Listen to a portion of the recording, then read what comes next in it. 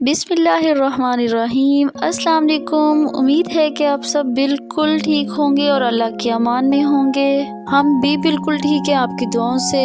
और सुबह सुबह नाश्ता कर रहे हैं। नाश्ते में आतिफ साहब तो अंडा पराठा खाते हैं एज़ यूजुअल, और मैं जो भी कोई लेफ़्ट और सालन पड़ा होता है तो उसे खा लेती हूँ। आज मैं खा रही हूँ चने की दाल और कोफ्ते का सालन था तो मैं उसे पराठा खा रही हूँ। और अहमद भी अंडा पराठा खा रहा है। अरहम जो है वो नहाने के लिए गया हुआ है क्योंकि उसने अपना नाश्ता फिनिश कर लिया था।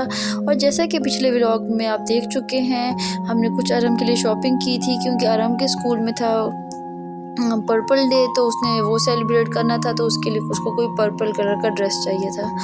तो फिर आज अरहम ने पर्पल ड्रेस पहना था। तो जनाब ये व्लॉग है वेरी लास्ट फ्राइडे का।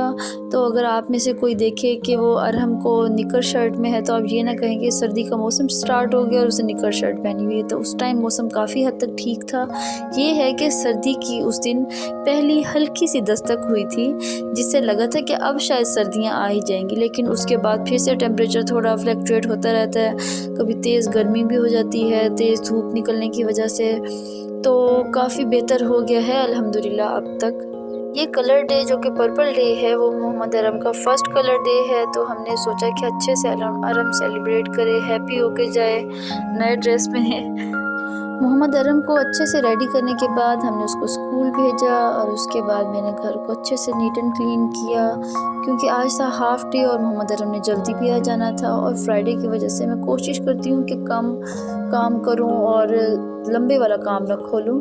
तो बस इसीलिए जल्दी से बस मैं रेडी हुई और देखते देखते पता ही नहीं चला टाइम गुजरते 11 भी बज गए। मैं अरहम को लेने के लिए गई। अरहम बहुत खुश था स्कूल में अपने। उसने मुझे अपना पेज भी दिखाया जिसमें उसने पेंटिंग की थी पर्पल कलर की। तो बच्चों की यही तो छोटी छोटी खुशियाँ होती हैं जो माँ बाप ने पूरी करनी होती हैं, और इन्हीं छोटी छोटी खुशियों को पूरा करके इनके लिए बड़ी बड़ी मेमोरीज बनानी होती हैं।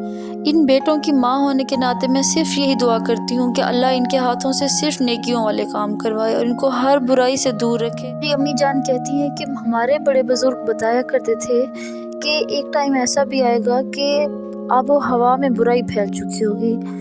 तो अब ये समझ आती है कि इस टाइम को कहा जाता था, हालांकि उनको नहीं पता था कि आगे आने वाला किस तरह का होगा, लेकिन वो ऐसे कहते थे।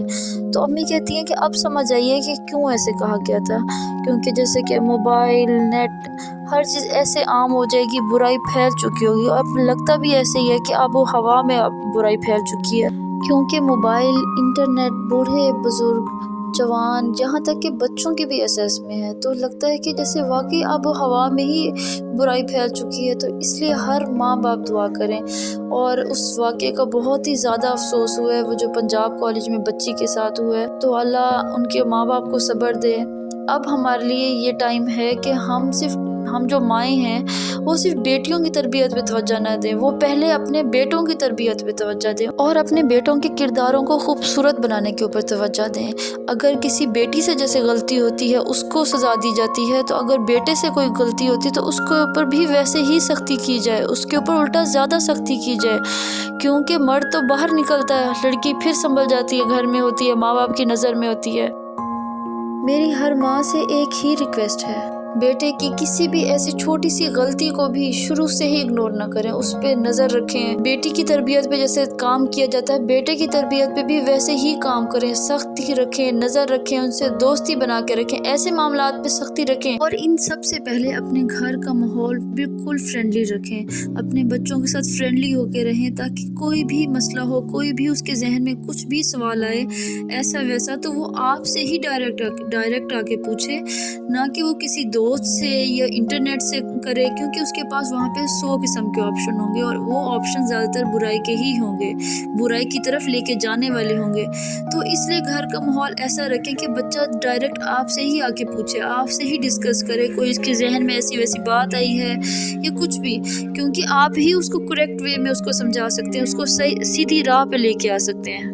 यकीन करें जब से लाहौर वाला वाक़या हुआ है, उससे पहले जो इंडिया में हुआ था ज़ैनब वाला वाक़या, बहुत सारे ऐसे वाक़यात हो चुके हैं, लेकिन अब जो लाहौर में भी हुआ है उसकी वजह से बहुत ही ज़्यादा मैं मेंटली अपसेट थी कि उन माँ बाप पे अब क्या बीत रही होगी। और उससे ज़्यादा मेरे अपने जहन में और दिल में सवाल उठ रहे थे कि मैंने अपने बेटों की तरबियत अब कैसी करनी है। اور اگر کسی مدر کے ذہن میں یہ بات آتی ہے کہ ابھی تو یہ چھوٹے ہیں، ان کو کیا ایسی تمیز سکھانی، تو اب یہ بھی تو سوچیں کہ وقت کتنی جلدی بدل رہا ہے، بچے کتنی جلدی بڑے ہو رہے ہیں، تو یہی تو ٹائم ہے۔ اگر آپ ابھی ہی ان کی چھوٹی چھوٹی غلطیوں کو ہم اگنور کریں گے یا پردہ ڈالیں گے، خاص طور پہ جو مائیں کرتی ہیں ہم پردہ ڈالیں گی خاص طور پہ بیٹوں کی غلطیوں پہ، تو یہی چھوٹی چھوٹی غلطیاں ہی تو اللہ نہ کرے بڑے بڑے گناہوں کی طرف لے جاتی ہیں بچوں کو۔ پنجاب کالج کے واقعے کے بعد جتنی بھی بات کی جائے بیٹوں کی تربیت پہ اتنی ہی کم ہے۔ بس دعا یہی ہے کہ آج کی جنریشن کے ہر بیٹے اور بیٹی کو اللہ تعالیٰ ہر برائی اور ہر آفات سے دور رکھیں،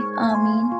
اور جناب ولاگ کو آگے کنٹینیو کرتے ہیں۔ آج کے ولاگ میں ایسا تھا کہ جب میں محمد ارم کو اسکول سے لے کے آئی تو بہت ہی تیز بارش ہوئی، بہت پیارا موسم تھا۔ اس سے پہلے ہوا تیز چل رہی تھی۔ میں نے بچوں کو برگرز بنا کے دیے، پھر دوپہر کے کھانے میں نے پچھلے دن کا قورمہ رکھا ہوا تھا تو اس کی میں نے بس صرف چکن پیسز نکال کے دے دیے ان کو، اور ان کو دہی کے ساتھ دیا۔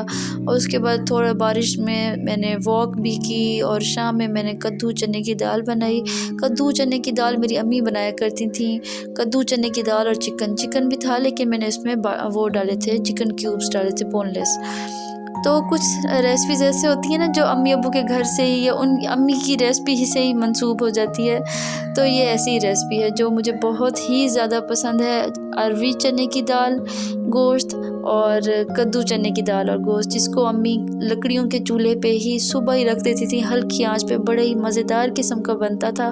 اس ٹائم ایسا بھی ہوتا تھا کہ اس ریسپی سے بندہ چھڑ جاتا تھا کہ امی نہیں، آج ہم نے کدو چنے کی دال گوشت نہیں کھانا، آج آپ کو نہیں بنانا تھا یا کچھ بھی، لیکن آج وہ بہت ہی زیادہ شدت سے یاد آتی ہے۔ تو جب بھی مجھے یاد آتی ہے تو میں وہ ریسپی ضرور بناتی ہوں، اور اسی طریقے سے ہی بناتی ہوں، کوشش کرتی ہوں کہ ہلکی آنچ پہ بناؤں۔ اچھا تو جناب، اگر آپ میں سے کوئی بھی میرڈ لڑکی میرے ولاگ کو دیکھ رہی ہے تو وہ کمنٹ میں ضرور بتائے وہ اپنی امی کی کون سی اسپیشل ریسپی آج بھی اپنی شادی کے بعد ضرور بناتی ہے۔ جب وہ مس کرتی ہے اپنی امی جان کو تو وہ کیا بناتی ہیں، ضرور بتائیے گا، مجھے بہت اچھا لگے گا۔ اور پھر شام میں کھانا کھانے کے بعد، کیونکہ اگلے دن چھٹی تھی، تو ہم پھر بچوں کو باہر لے کے چلے گئے واک کرنے کے لیے۔ جب واک کرنے کے لیے نکلے ہی تھے تو ہمارے گھر کے قریب پڑتی ہے اورنج لائن ٹرین کا اسٹیشن، تو ہم نے سوچا کیوں نہ اب آ ہی گئے ہیں تو کیوں نہ اس پہ سفر کیا جائے، اور ہمارا فرسٹ ٹائم کا ایکسپیرینس تھا۔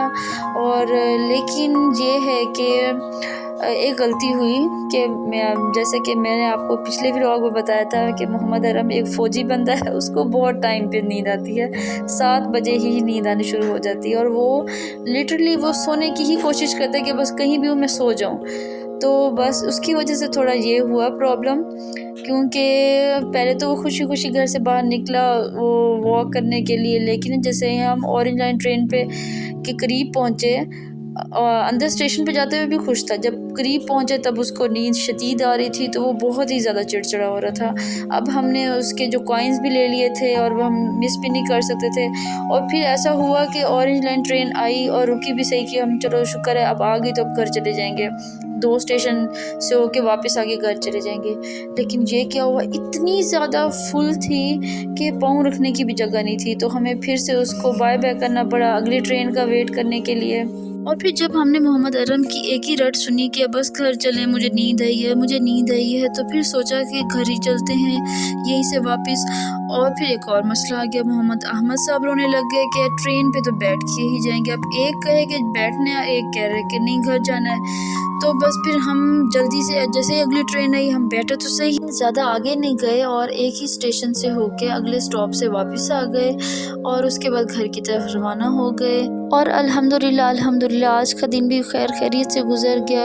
امید ہے کہ آپ کو آج کا ولاگ ہمارا ضرور پسند آئے گا۔ لاسٹ میں پھر سے وہی ریکویسٹ کہ ہم ماؤں کو اپنے بچوں کی تربیت پہ خاص طور پہ توجہ دینی ہے، کیونکہ یہی ہمارا قیمتی اثاثہ ہے ہماری زندگیوں کا، ہمارے آخرت کے لیے بھی، ہماری اگلی دنیا کے لیے بھی یہ ہمارا پیچھے قیمتی سرمایہ ہوگا۔ صرف اسی میسج کے ساتھ ہی دیجیے اجازت، اپنا خیال رکھیے گا، اللہ حافظ۔